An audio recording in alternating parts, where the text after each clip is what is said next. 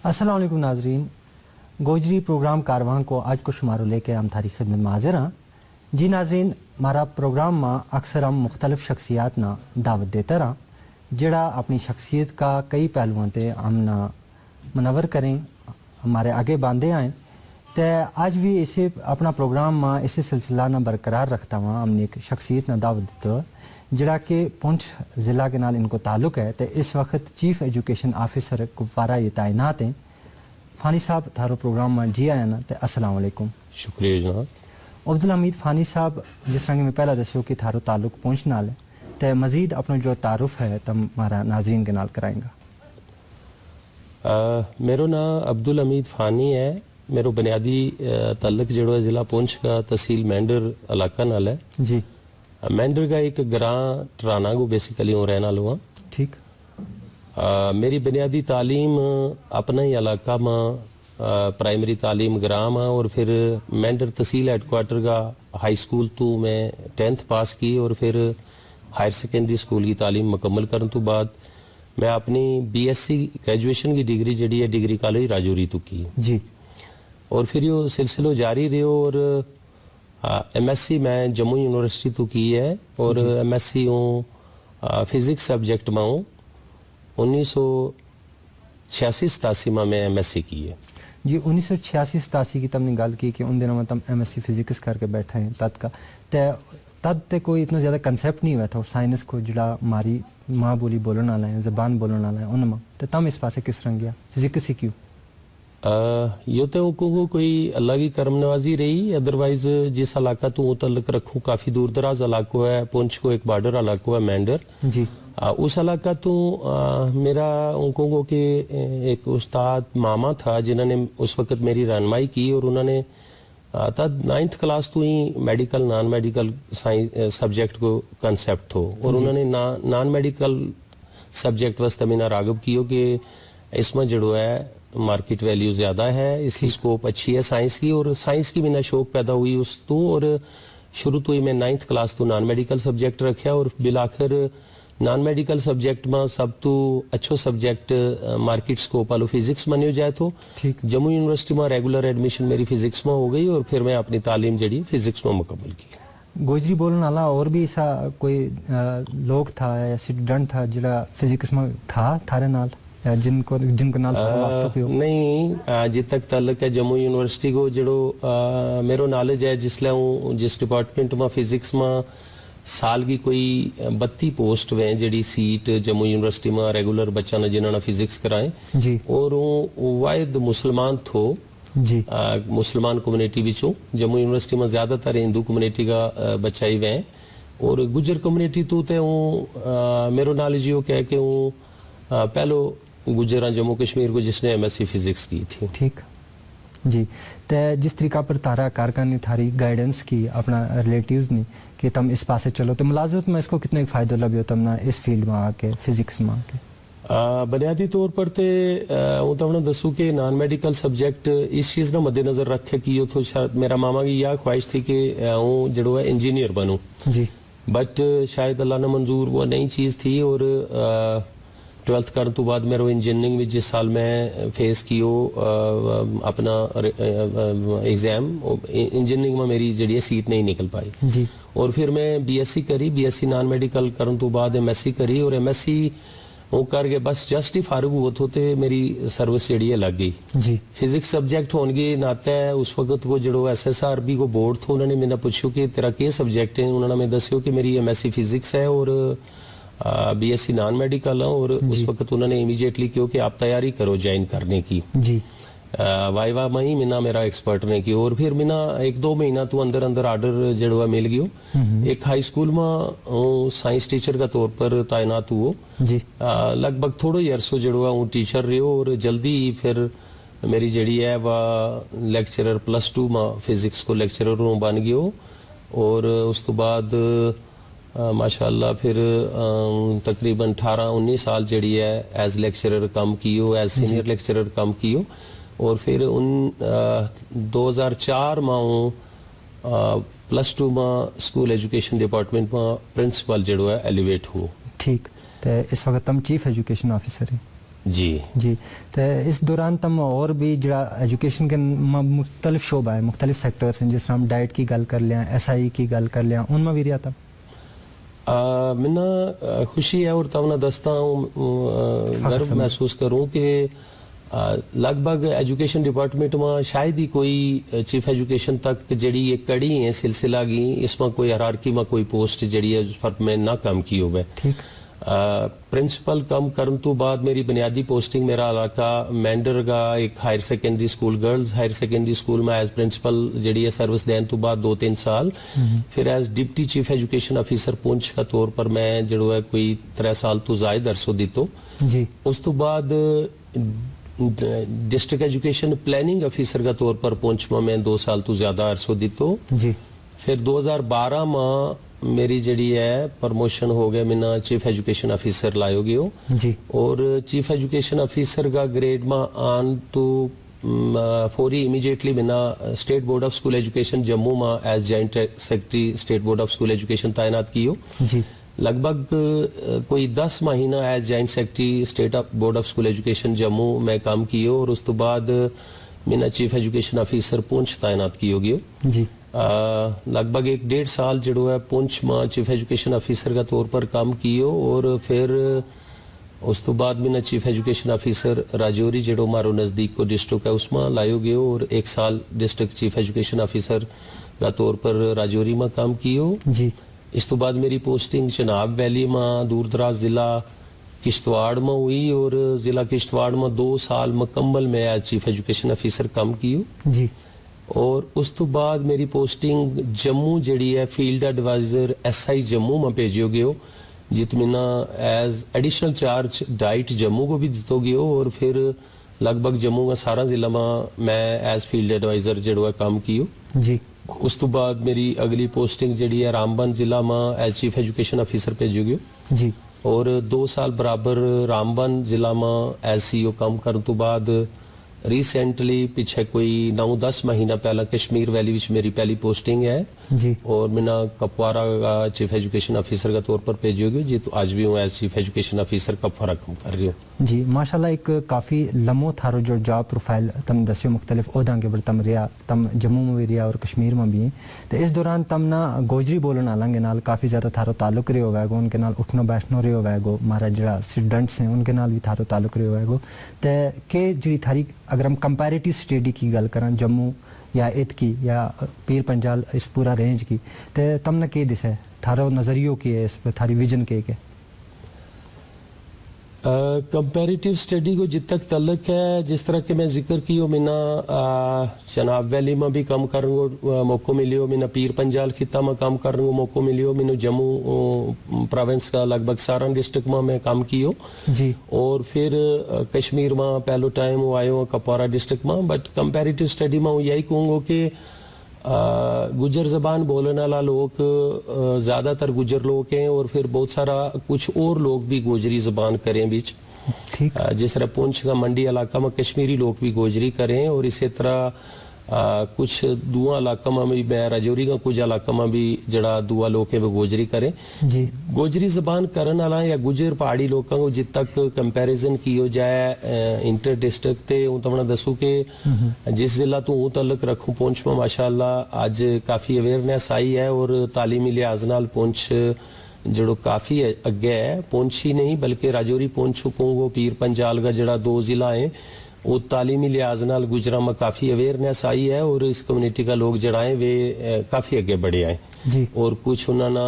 ऐसा मौका जात मिले हैं कि अच्छी सर्विसेज पर भी कुछ बच्चा आ गया है और लोगों में शाऊर आने तो बाद जिस तहसील नाल ताल्लुक रखूं छोटी जी तहसील है एक मैंडर मान लियो और उस विच इस वेले थोड़ी कोई 6 IAS अफसर जड़ा है तो आया है गुजर कम्युनिटी का ही उन्होंने विचों मैंने भी शर्फ हासिल है कि कोई 4 IAS ऑफिसर मेरा स्टूडेंट है जी। और इसी तरीके नाल राजौरी खिता में भी जड़ी है काफी अवेयरनेस आई है। बाबा गुलाम शाह बादशाह यूनिवर्सिटी आने की वजह नाल राजौरी काफी जड़ी है एडवांस होना शुरू की है बिल्कुल। और गुजर देश चैरिटेबल ट्रस्ट की वजह से भी हाँ उस नाल भी और जम्मू खिता में जड़ो चैरिटेबल ट्रस्ट गुजर एक उस तो भी काफी जड़ी है लोगों ना इंस्पायरेशन मिली है और लोगों ने अवेयरनेस भी हुई है उस जगह तो जी। आज तक ताल्लुक है पुंछ रजौरी को होते को बुनियादी तौर पर पुंछ बहुत ज्यादा एडवांस रही है तालीमी लिहाज नाल। वो सिर्फ गुजर बकरवाल की गल नहीं करता, ओवरऑल गल करूं, बट आज की डेट में राजौरी जड़ी है काफी हद तक पुंछ तो अगे जा रही है, क्योंकि मुगल रोड को रजौरी तो आना, फिर जम्मू राजौरी डिग्री कॉलेज में पीजी कॉलेज आना, फिर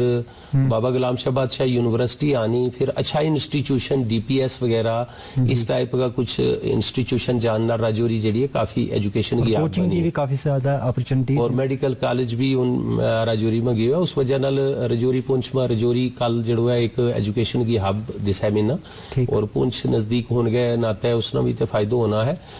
जित तक तलक बाकी जिला को है जम्मू प्रोविंस विच पुंछ में भी आज जड़ा कुछ इलाका है जित काफी बच्चा जड़ा है इस कम्युनिटी का, गुजर कम्युनिटी का बेतालीम है पीछे, बट रजौरी में ज्यादा खास कर गया नशहरा का इलाका, सुंदर बनेगा इंटीरियर पॉकेट्स, और इसी तरीका नाल कालाकोट का इलाका, बुदल का कुछ इंटीरियर पॉकेट्स जड़ा है उन्होंने चूकू कि आज भी तालीम की काफ़ी कमी है। और माइग्रेटरी सेक्शन बिलखसूस कालाकोट तो जड़ा लोग कश्मीर या अगलियां लेह लद्दाख या गरेज वाला इलाका में बच्चा ना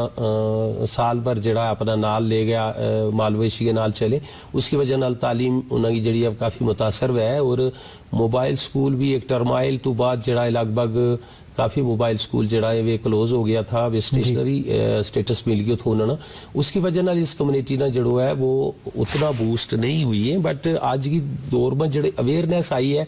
पुंछ रजौरी ना वो बाकी खितों तो ज्यादा तालीमी लिहाज नाल बेहतर देखो आज तक तलक सब तो ज्यादा अगर कमजोर खितों में देखियो बिलखसूस गोजरी बोलने वाला को तो वो किश्तवाड़ जिलो देखियो। ठीक। चनाब वैली को किश्तवाड़ एक दूर दराज इलाको है, उसकी टोपोग्राफी बड़ी टफ है जी। उसका जड़ा इलाका में देखा जिन्हें में गुजरां की ज्यादा आबादी है, छात्रु है, इसी तरीका नाल मारो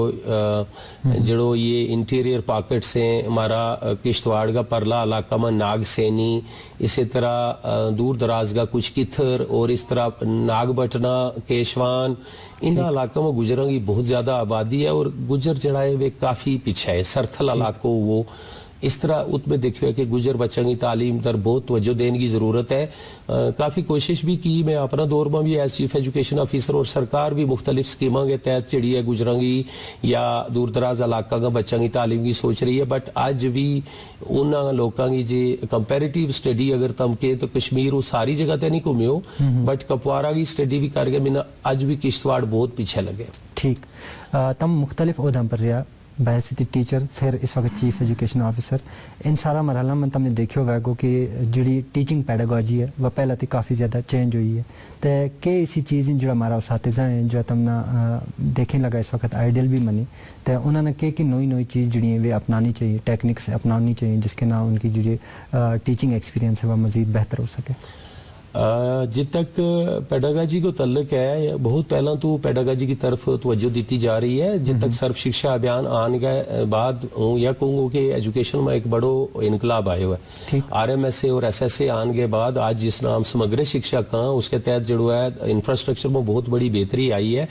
और सेंटर गवर्नमेंट की जी सेंटर स्पॉन्सर स्कीम है इन्होंने तहत इंफ्रास्ट्रक्चर में बहुत ज्यादा बेहतरी आने के नाल टीचर्स की रिक्रूटमेंट भी जी है समग्र शिक्षा जिस तरह SSA ओल्ड अमका उसके तहत हुई है। और दूर दराज इलाका में उतगा ही टीचर लोकल मेरिट का बेस पर लाया गया है। उसका कुछ प्रासकाइन दो ही चीज है, सिक्का का दो पहलू हैं। जितना नुकसान हुआ है मेरिट उतना अच्छो जो है टीचर को नहीं गियो उस वेले वक्ती हालात नाल तालीम कैरी ऑन करने वास्ते जो है हमारे को और कोई साधन भी नहीं था, क्योंकि शहरों का बच्चा दूर दराज इलाका में सर्विस करना पसंद नहीं करे था। और लोकल बच्चा का जरा मेरिट बन गया, लोगों ने सर्विस मिली, उसके नाल बच्चा इनरोल जरूर हो गया। आज की डेट में वो के आउट ऑफ स्कूल बच्चा बहुत काटे हैं। हाँ इतना जरूर है कि हमारी गुजर कम्युनिटी में या पहाड़ी जेडे बेल्ट है या दूर दराज का पॉकेट से उसका बच्चा आज भी जड़ा है आउट ऑफ स्कूल अच्छा खासा है, उस पर भी हम तवज्जो दे रहे हैं। और रिसेंटली जी एक काफी इनरोलमेंट ड्राइव कश्मीर में डायरेक्ट स्कूल एजुकेशन की डायरेक्शन के मुताबिक हमने शुरू की है। और बिलखसूस वो अपना जिला में गल करूँ पिछला 10 दिनों में बहुत बड़ा लेवल पर मैं एक कैंपेन अपना जिला में चलाई है। और मैंने उम्मीद है कि जित इनरोलमेंट कैंप में ड्राइव चलाई है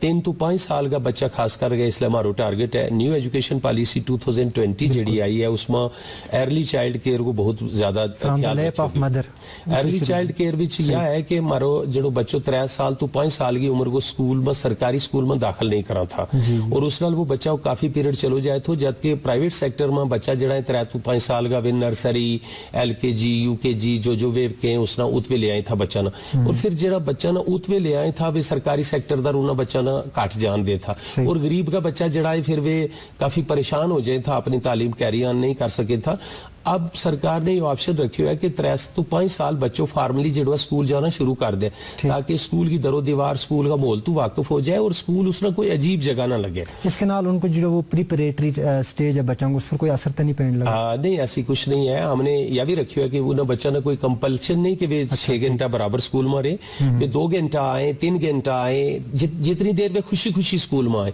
किंडरगार्टन वो न्यू कंसेप्ट आए हुए 3 to 5 साल का बच्चा वास्ते है, खूबसूरत रूम, अच्छो इंफ्रास्ट्रक्चर, अच्छो माहौल, उसको एनवायरमेंट अच्छो देना, अच्छा टीचर भेजना जरा बच्चा का लेवल तक उतर गया, मैट पर बैठ के उन्होंने खेलें, उन्होंने पढ़ाएं, बुनियादी तालीम नाल उन्होंने जड़ो है वो उस तो रास्ता करे, उस पर ध्यान दी तो जाएगा। और मैंने उम्मीद है कि नई एजुकेशन पॉलिसी के तहत राइट टू एजुकेशन जड़ो है वो अच्छी तरीका नाल इंप्लीमेंट होना शुरू हो गया, और उसकी वजह नाल आने वाला दिन जड़ा है वे अच्छा होगा। और मैंने उम्मीद है कि रियासत में अमन रहना चाहिए, अच्छी तरीका नाल हालात बेहतर होगा। अगर अनफॉर्चुनेटली कोविड होने की वजह नाल उतना अच्छी तरीका नाल 1-1.5-2 साल तो जड़ुआ बच्चा ना उस तरीका नाल तालीम नहीं पा रहा दे रहा जिस कदर देनी चाहिए थी। बट खुदा करे हमनू इस मुजी बीमारी तो निजात अगर मिल गई तो हम अच्छी तरीका नाल न्यू एकेडमिक सेशन जड़ुआ वो शुरू करेंगे। कोविड के दौरान तुम जिड़ा स्टेप चाया, तुम जिड़ी इनोवेटिव जड़ा थारा आइडियाज़ था उन्होंने काफ़ी हद तक वज़ीराई मिली मुख्तलिफ सतह के पर, कमिश्नर सेक्रेटरी तक उन्होंने ट्वीट करके भी उसने अप्रिशिएट किया। तो के लगो तुमने एक तो हौसला तो मिलियो वैगो जो बाकी थारा हम असर साथी या इस शोबा में काम कर रहे हैं उन्होंने तुम क्या कहना चाहेंगे कि किस तरीका पर मेहनत की जानी चाहिए अपनी मिसाल दे के? वो तो उन्हें दसू कि जिस तरह तुमने क्यों कोविड अनफॉर्चुनेट रहे जब तू कश्मीर में आए हो जिला कपवारा में फरवरी में मैं ज्वाइन किया है और इमीडिएटली मार्च में हमने जड़ुआ लॉकडाउन हो गई। बट इसके बावजूद भी जितनी एनर्जी मेरा में रह थी, जितना डायनेमिज्म थो मेरा में, जितना काम करना चाहूँ थो, जितना मेरा एफर्ट्स होना चाहिए था, जितनी मेरी इनोवेशन थी मेरा ज़हन में वे सारी बरूकार नहीं ला सकियो। बट उसके बावजूद भी कोविड में मेरी पहली जड़ी एफर्ट्स रहा कि ज़िला में कपवारा ज़िलो एक दूर दराज ज़िलो है, इसमें जित कश्मीरी लोग अच्छा खासा रहे, उत पहाड़ी और गुजर लोग भी अच्छा खासा बचे। मैंने लगे 25-30% पॉपुलेशन जड़ी है वह पहाड़ी और गुजर लोगों की वैगी और उन्होंने मुश्किलात अपनी हैं। जित कपवारा में तुम देखें हमारा फ्रंटियर एरिया है, हमारा मच्छल है, केरन है, बुडनमल है, जुमगंड है, कुमकड़ी है और फिर करनागा इलाका है, हमारा जो टीटवाल है, उन इलाका में या इंटीरियर कपवारा का नौगाम इलाका है गुजरांगा, इसी तरीका नाल वर्नो है, वारसुन है, कचामा है, या तो हम गल करेंगे जो हमारा कलारूस का इलाका मोरी है, इंटीरियर बेल्ट्स हैं जिन्होंने आज भी तालीम तो गुजर बहुत दूर हैं और उन्होंने बहुत अवेयरनेस की ज़रूरत है। उस तरफ ते तवज्जो दी हमने कोशिश की, लेकिन जड़ो तमने क्यों कि कोविड में मेरा एफर्ट्स रहा, मैंने बहुत बड़ो मेरी टीम को जो है वो साथ वो कपवारा का जिला का टीचर ने बहुत बड़ी एक टीम वर्क नाल एक टीम एफर्ट कर गए और हूँ तुमने दसू कि कपवारा जिला में लगभग 1.5 लाख बच्चों जो है वो स्कूलों में है, जिन्होंने विचों 1 लाख बच्चों सरकारी स्कूलों में, सिर्फ 50,000 बच्चों प्राइवेट स्कूलों में है, अच्छो खासो स्टाफ मारो जो है सरकारी स्कूलों में, और 1 लाख बच्चा ना सरकारी स्कूलों में लगभग एक दिन में 40 to 50,000 और फिर बाद का दिन में 50 to 60,000 बच्चों एक दिन ऑनलाइन ऑफलाइन जो हमारे क्लास अटेंड करें। और उसके बीच हमारी मुख्तलिफ पहला जूम क्लासेस होती रही, फिर उस तो बाद LMS एक आगे हमारे को ऐप स्कूल एजुकेशन ने उसके तहत चढ़ुआ फिर तालीम देनी शुरू की। और फिर हमने जित लगो कि दूर दराज इलाकाएं यूट्यूब नाल भी हमने मटीरियल पाया, कम्युनिटी क्लासेस CBSE की हमने जड़ा वे लिंक दे गए, वे सिलेबस भी प्रोवाइड किया। और फिर जिसले हमने देखियो कि दूर दराज इलाका जिन्ना में बच्चा को स्मार्टफोन नहीं है, नेटवर्क नेचुरली नेटवर्क भी 2G की वजह नाल भी जड़ुआ हम उन्हें लोग बच्चा ना कनेक्ट नहीं कर 4-5 साल और बहुत सारा इलाका है जित बच्चा को पेरेंट्स को भी स्मार्टफोन नहीं है, तो उत जाके हमने फिर हमने जी मतलब ऑनलाइन कॉल करके बच्चा ना भी जड़ो है बच्चा उन्होंने उस स्ट्रेस तो बाहर आने तो उन्हें पता है जिले 5 महीना हो गया था बच्चा स्ट्रेस में चला गया था, उन्होंने बंद कर दी तो वो बकाना में। और फिर हमने काउंसलिंग की, जिला में 10 बड़ा काउंसलर रखा जरा हर एक जोन ना कंट्रोल करे था और एक एक काउंसलर 100 150 कॉल दिहाड़ी बच्चा ना करे था और उन्होंने को स्ट्रेस देखा तो कितना है बच्चा ना गल कर गया, उन्होंने अपनीयत को एहसास कराया था और फिर उन्होंने कहा था कि भाई यो करो। उस तो बाद हमने फीडबैक वास्ते कुछ गूगल फार्म दिता, कुछ फिजिकल फार्म भेज गया परवाया और उस तो पता चलियो कि बच्चा बस स्ट्रेस है, उसकी रेमडीज भी हमने की, बच्चा ने स्ट्रेस तो बाहर आने और फिर बीच में आ गया कंसेप्ट कम्युनिटी क्लासेस को और फिर हमने कम्युनिटी क्लासेस बड़ी जोर शोर नाल जिला में चलाई और हर जगह। और कम्युनिटी क्लासेस को के तो बुनियादी ते कम्युनिटी को एफर्ट्स हो खेता में दरिया का बेड्स के नाल टोका में बड़िया बड़िया बैका में बड़ा मैदाना में स्कूल का बड़ा आंगन में घर का बड़ा जड़ा लान है उन्होंने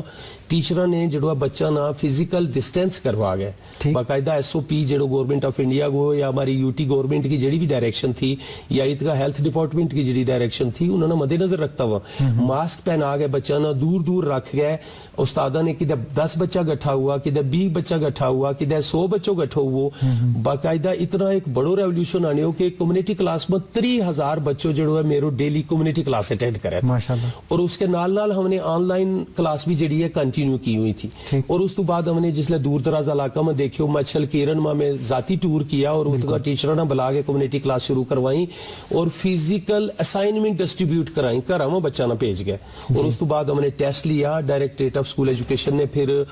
इस विच बाकायदा 10th का और 12th का बच्चा को गूगल फार्म भेज गए, फीडबैक ली ऑनलाइन और जिस विच 90% बच्चा ने रिस्पांस किया कि हमारी जी क्लास हो रही है। बिल्कुल उन्होंने एनालिसिस की डायरेक्टर स्कूल एजुकेशन ने वाई जिसकी तुम गल करें था the then principal secretary school education doctor Asgar Samoon साहब ने स्टडी करवाई,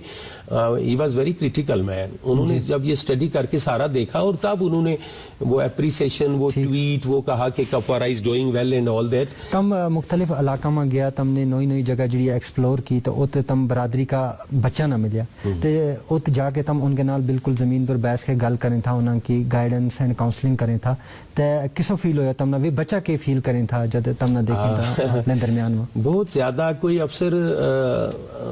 क्योंकि हमारी ब्यूरोक्रेसी में अफसर ज्यादातर जमीन पर काट बैठे हैं, बच्चा के बीच जाके काट बैठे। मेरी आदत है वो एक ऐसा समाज तो तल्लक रखूं, पहाड़ी समाज तो तल्लक रखूं, गुजर कम्युनिटी का तल्लक रखूं। मेरा बड़ो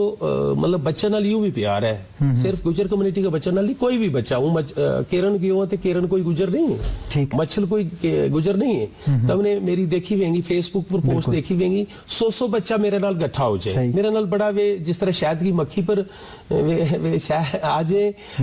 मक्खी जिस तरह उस पर उस तरह मेरे नाल वे आ गया बहुत करीब और 2-2 घंटा उन्होंने नहीं छोड़ियो। उतनी जरूर है कि मैं अपना उस विच अपना मकसद पूरा कियो, उन्होंने गाइड कियो, उन्होंने सोशल डिस्टेंसिंग का बारे में समझायो, SOP की जरूरत थी उसले बच्चा ने SOP का बारे में दसियो और वे हमारा एम्बेसडर है। मैं उन्होंने क्यों कि घर में SOP अपनाओ, हाथ तो उनको उन्होंने तरीको दसियो, साबन को घर में इस्तेमाल को दसियो और फिर मैं उन्होंने क्यों कि तुम ऑनलाइन ऑफलाइन किस तरह तालीम नाल जुड़ो और फिर कम्युनिटी क्लासेस की जगह दसी कित जाओ और उसमें वो इंशाल्लाह कामयाब हुआ। और तब कहता कि बच्चों कैसा महसूस करे, बड़ी अपनीयत चीज है जिसले तुम अपनी लैंग्वेज करे। कश्मीर में बेखसूस तब पहाड़ी इलाका में गोजरी जाके कोई CO करे या कोई बड़ो अफसर करे तो उन्होंने फिर बड़े वो लगे कि कोई अपनीयत है उस लिहाज नाल भी। और हमारी मजबूरी यह है कि जरा पहाड़ी या गुजर लोग हैं आउट ऑफ स्कूल बहुत ज्यादा है और इस ड्रॉप आउट की वजह नाल हमारी जी है ये जो है वह लिटरेसी रेट नहीं बढ़ रही है, तो उसको भी मैं अपना मकसद पूरा करना चाहूँ तो आउट ऑफ स्कूल बच्चा ना अट्रैक्ट करना चाहूँ तो इस वेले भी मैं एक सर्वे बड़ो शुरू कराया हुआ है जो आउट ऑफ स्कूल बच्चों की जी हम पूरी जी उन्होंने सर्च करवा रहे हैं और 5-6 दिन में हम सारी वो इंशाल्लाह डाटो सरफेस पर ले आऊंगा क्योंकि 2011 को सर्वे है जिसके ऊपर हम काम कर रहा था और वो काफी इनफेक्टिव हो गया था और उस वजह नाल तम कहेंगा जितना इंटीरियर पॉकेट से कपवारा गा उतना बच्चों नाल मिलिया और इस कोविड में भी बच्चों तक इवन संडे और छुट्टी वाले दिन भी मेरो मिशन हुआ कि किधर ना किधर इलाका में निकल के बच्चा ना मिलियो जाए जी। और उस तो काफी मेरा ज़हनी सेटिस्फेक्शन हुआ थी और बच्चा भी काफी रागव हुआ था तालिब की तरफ। तुमने शुरुआत में अपनी गाइडेंस की गल करी, अज का वक्त के बिच जी मारा बरादरी का लोग हैं और जरा थारा जैसा अच्छा ओहदा पर फायज हैं, वे कितनी एक गाइडेंस कर सकें, काउंसलिंग कर सकें मारा उन बच्चों की जरा इस वक्त कम्पिटेटिव एग्जाम्स में हिस्सा ले रहे हैं या जिन्होंने रिसेंटली मैट्रिक किए, नीट, जेई मेंस, बाकी चीज़ों में उनमें कितनी गाइडेंस कर सकें कि जिसके नाल हमारा जो बच्चे हैं वे आगे जाके अच्छा शहरी साबित हो सके।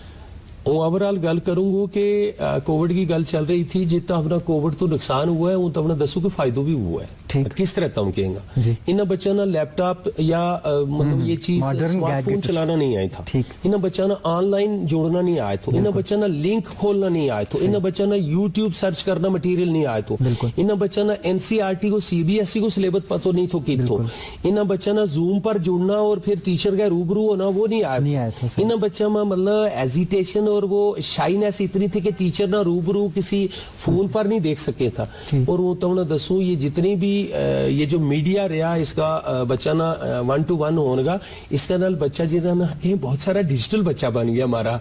प्राइम मिनिस्टर ऑफ इंडिया को स्लोगन थो कि हर किसी चीज ना डिजिटल की हो जाए और डिजिटल के तहत गुजर कम्युनिटी का बच्चा ना भी मैं देखियो कि वे इतना दूर दराज इलाका में फोन ना होने के बावजूद भी किसी चाचा को फोन लिए, वो किसी भरा को फोन लिए, वो किसी मदर को फोन चके, वो किसी रिश्तेदार को फोन चके, वो किसी पड़ोसी को फोन चके, वो उन्होंने कोशिश की कि हम भी जुड़वा मिला। जितना उन्हें नुकसान हुआ अच्छो खासो बच्चा ने कंप्यूटर सीखियो दो लफ्ज़ों को। तो अब्दुल हमीद फानी साहब थारो तखल्लुस फानी है, प्रोग्राम आखिरी मराइल में बहुत काट वक्त मारे कुल रही है, तो मुख्तसर तमियो दसेंगा कि अदबी दुनिया के नाल थारो कितना एक ताल्लुक है, फानी तखल्लुस रखिए। एजुकेशन डिपार्टमेंट में आने तो बाद जिम्मेदारी इतनी बढ़ गई कि वो अदबी कंट्रीब्यूशन तो उतने नहीं कर सके, बट मेरा अदबी शौक है, लिटरेरी हर कोई महफिल अटेंड करूं, पोइट्री नाल मेरा बड़ो मतलब शौक है और पोइट्री काफी अर्ली स्टेज में जिसले मेरी नौकरी लगी है 88, 99, 90, 91, 92 तक मैं छोटी मोटी नज़म लिखी है, अच्छी खासी जो है शायरी भी की है, गोजरी में भी और उर्दू में भी, और उस तो बाद बहुत सारा शायरा में भी हिस्सा लूं और अपना जाती इंटरेस्ट है खास करके गोजरी और उर्दू पोइट्री में। जी बहुत बहुत शुक्रिया। हम दुआ करेंगे कि अल्लाह ताला तुमने मजीद तरक्की दे और तुम अपनी गोजरी ज़बान वस्ते माँ बोली वस्ते ते बोलने वाला जो हमारा लोग के नाजरीन है उनके वस्ते मुझ कुछ करें। थारो बहुत बहुत शुक्रिया, हमारा प्रोग्राम आया, गल काफ़ी अधूरी रही है, फिर तुमने दुआ दियांगा तो और थारे ना मुकम्मल करेंगे गल। तो जी नाजरीन, ये था हमारा आज का मेहमान अब्दुल हमीद फानी साहब और चीफ एजुकेशन ऑफिसर कुपवाड़ा, जिन्होंने थारे नाल गल की, काफ़ी मालूमाती गल की। तो आज का प्रोग्राम तो लिया इजाज़त। अच्छा जी, रब राखो।